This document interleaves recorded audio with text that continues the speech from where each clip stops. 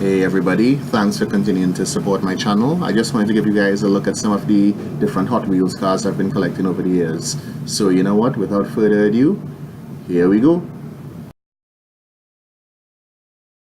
So this one here is a very recent purchase. This is the Ford Gran Torino, which is from the movie for Starsky and Hutch.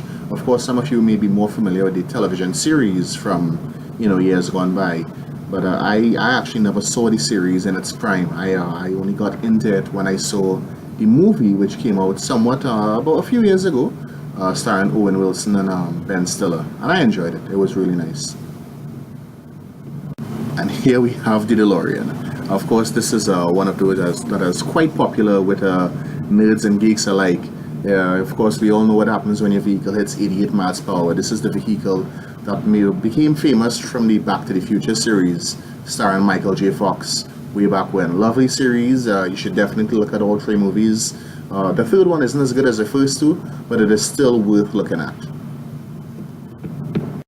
So this one may not be as familiar to some people. This is actually the 86 Toyota Corolla, which I found out about this vehicle from looking at an anime series called Initial D, which was basically about drifting around the mountains of Japan.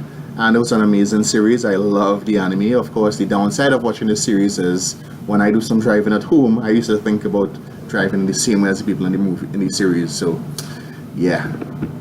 And this should be a favorite for a lot of people. This is actually the car that the Jetsons used. This is George Jetson's car, the flying car from the Hanna-Barbera cartoon, the Jetsons, from way back. Of course, a lot of us would remember George, Jane, his wife, his boy Elroy, daughter Judy. And this is what a lot of us thought the future of cars would be after the year 2000. Here we are in 2016, and it's not quite here yet, right? So this here is the truck. I believe it's a GMC truck that was used by the show, the A-Team. This was very popular for me as a kid, especially because of the character Mr. T. Mr. T played a character called B.A. Baracus. There was a recent remake that didn't do too well, but it was nice to reminisce, thinking about the old days, looking at the A-Team with my dad, who introduced me to this show.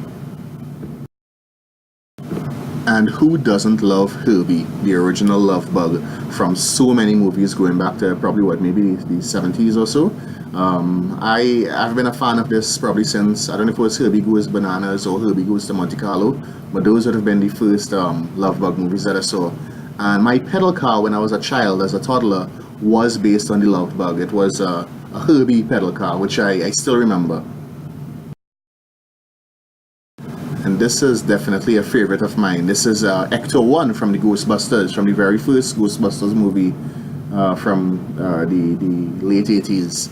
Always been a fan of the Ghostbusters. There was a remake recently, directed by Paul Feig. It wasn't very well received by a lot of the fans or the critics. I don't think it was a terrible movie, but it definitely wasn't a great movie, and I hated what they did with the theme song in the remake. I prefer the original any day. And yes, we spoke about the vehicle from the Jetsons recently, so let's look at the one from the Flintstones. Here we have Fred Flintstone's famous car. I have no idea what it was called though, but the funniest thing about Flintstones is there was only one joke, and the simple joke was everything that should not be made of stone is made of stone. And here we had a car where the tires were basically one big wheel, well, two big wheels that were entirely made of stone, and it was powered by foot.